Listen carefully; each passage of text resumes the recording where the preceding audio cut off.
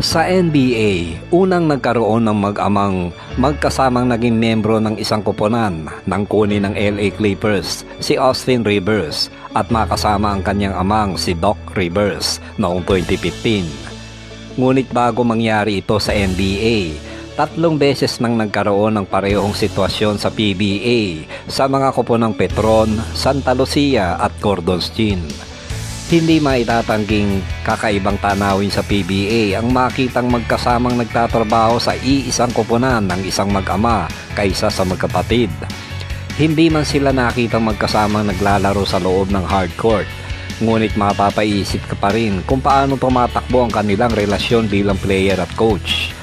Narito ang listahan ng 8 mag-aama na nagkasama sa parehong koponan sa kasaysayan ng PBA.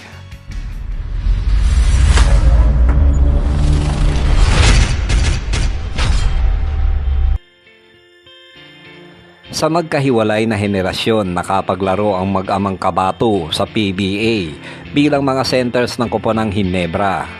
Ang amang si Sunny noong 1991 hanggang 1995 at anak na si Junjun noong 2008 hanggang 2009. Kilala si Sunny na isang hard-headed brawler at may mahusay na karera sa PBA, habang ang anak na si Junjun ay hindi nakalikha ng sariling pangalan at hindi nakawala sa pangalan ng kanyang ama. Naging parte ng Ginebra si Junjun matapos ang isang trade mula sa Alaska Aces. Ngunit nang sumunod na season ay lumabas siya ng PBA upang maglaro naman sa ABL. Ang amang si Sunny Cabato ay isa sa mga manlalarong kinilala bilang greatest players sa kasaysayan ng Ginebra. Ang amang si Freddy ay isa sa kinilalang best shooting guard na naglaro sa PBA, partikular sa kalakasan ng koponang Crispa Redmanizers. Sinubukan naman ng anak na si Paulo na pasagin ang record ng kanyang ama, ngunit hindi gaanong nabigyan ng magandang break. Nakapaglaro si Paulo ng isang season sa Ginebra noong 2006 hanggang 2007, habang nagtapos naman ang karera ni Freddy sa Añejo noong 1990, bit-bit ang maraming awards, kabilang ang MVP noong 1977. Isa rin si Freddy Ubalde sa 25 and 40 greatest players of all time. Si Paulo ay naging parte ng Ginebra mula sa isang multiplayer trade sa San Miguel Beer. Ang mag-ama ay parehong nakapaglaro ng iisang season sa Ginebra. Para kay Japet, isang katuparan ng kanyang pangarap ang makapaglaro sa koponan ng kanyang ama. Mula sa Global Port, napunta si Japet sa Ginebra noong 2013, habang ang kanyang ama naman ay naglaro sa Añejo mula 1989 hanggang 1990. Sa listahang ito, mas makulay ang naging karera ng anak kaysa sa ama. Si Peter ay hindi gaanong nabigyan ng pagkakataon dahil maraming mahuhusay na players ang Añejo sa panahong iyon, habang si Japet ang pinakamahusay na power forward na isa rin sa Twin Towers kasama si Greg Slaughter para sa Ginebra. Sa kasalukuyan, patuloy na lumilika ng magandang karir sa Ginebra si Japet, kabilang ang 8 titulo at isang Finals MVP. Isa pa ring mag-ama ang nakapaglaro din sa Ginebra, ang amang si Romulo Mamaril noong 1987 hanggang 1991 at ang anak na si Billy noong 2006 hanggang 2015. Ang dalawa ay parehong masasabing isa sa pinakamahuhusay na sentro sa kasaysayan ng Ginebra franchise. Kung taga-subaybay ka ng Ginebra noong dekada 90, tiyak na madalas mong makita ang payat na si Romulo na sumusupalpal sa mga malalaking kalaban noong kapanahunan niya sa Añejo. Habang ang anak na si Billy na may mas malaking pangangatawan ay naipagpatuloy ang kanilang legasiya.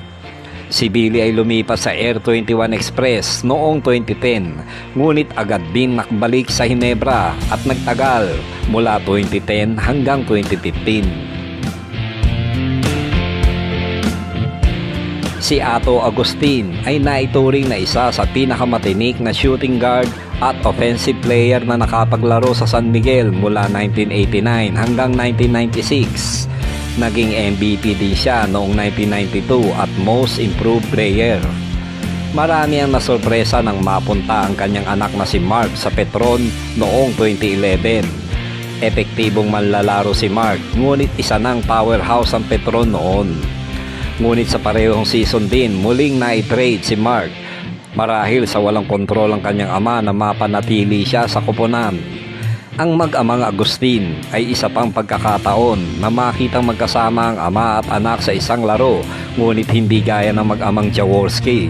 Si Ato ay hindi playing coach, kaya't walang pagkakataon na pareho silang maglaro sa loob ng hardcourt. Maganda din ang naging karera ni Freddie Webb sa PBA mula sa Eco Painters hanggang sa Tanduay Rammakers, kung saan nakapaglaro siya mula 1976 hanggang 1978. Naging sikat siyang manglalaro dahil na rin sa pagkamacho at pagkamistiso niya. Lumikha naman ng sariling pangalan ng kanyang anak na si Jason, na nag-umpisa sa De La Salle University bilang matinik na shooting guard. Napabilang si Jason sa malalaking pangalan sa first round picks at napunta siya sa Santa Lucia noong 1997. 1999 nang makapaglaro siya sa Tanduay, at isa si Jason na apektado noon sa pagpasok ng mga PhilAm sa PBA na siyang naging prioridad ng mga koponan noon, kaya't iniwan din niya ang karerang ito noong 2001. Ang amang si Freddy ay naging parte ng PBA committee, habang ang anak na si Jason ay naging bahagi naman ng coaching staff ng Pure Foods. Hindi naman si Norman Black ang biological father ni Kristan, dahil pinakasalan lamang ni Black ang ina ni Tan noong dekada 90. Taong 2000 nang maging head coach ng Santa Lucia si Black, habang manlalaro na rin si Tan ng koponan. Isa si Black sa itinuturing na pinakamahusay na import na naglaro sa PBA, na 2 beses naging best import noong 1982 at 1985. Bilang head coach, 11 titulo na ang kanyang nasungkit, kabilang ang isang Grand Slam noong 1989. Si Kristan naman ay nakapaglaro sa Santa Lucia noong 2000 hanggang 2003 sa ilalim ng kanyang stepfather na si Norman Black bilang head coach.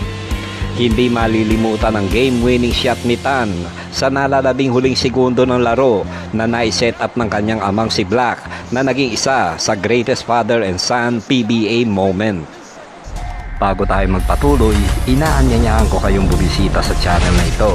I-click lamang ang salitang Sports History sa ibaba ng video nito upang makapili at makapanood pa kayo ng iba pang bidyong tumatalakay sa mga kwento at mga pinaka sa kasaysayan ng sports, lalong-lalo na sa mundo ng basketball sa Pilipinas at sa ibang bansa. Mag-subscribe na rin para isa kayo sa unang makapanood ng bawat bagong video na ilalabas ng Sports Histories. Nang mapabilang si Dodot sa malalaking pangalan ng draftees noong 1995 at kunin siya ng Ginebra, alam na ng marami ang rason. Marami ang umasa at naghintay na makitang naglalaro ng sabay ang mag-ama sa hardcourt, ngunit hindi ito nangyari. Si Robert o Sunny ay kinikilala bilang living legend ng PBA, na siyang pinakamalaking dahilan kung bakit naging matagumpay ang PBA noon at hanggang ngayon ay pinagpapatuloy ng Ginebra ang kanyang legasiya. Habang ang anak na si Dodot ay nagkaroon ng magandang karera sa Ateneo at ilang pagkakataon sa PBA sa koponan ng Gordons. Nakasungkit ang mag-ama ng titulo noong 1997, ngunit sa kabila ng ilang pagkakataon na nagsisigawan ng mga fans na maglaro sila ng sabay, ay hindi ito naganap. Hindi man narating o napantayan man ni Dodot ang karakter at husay ng kanyang ama, ngunit hindi maitatanggi na naging tanyag din ang pangalang Dodot Jaworski sa PBA noong dekada 90.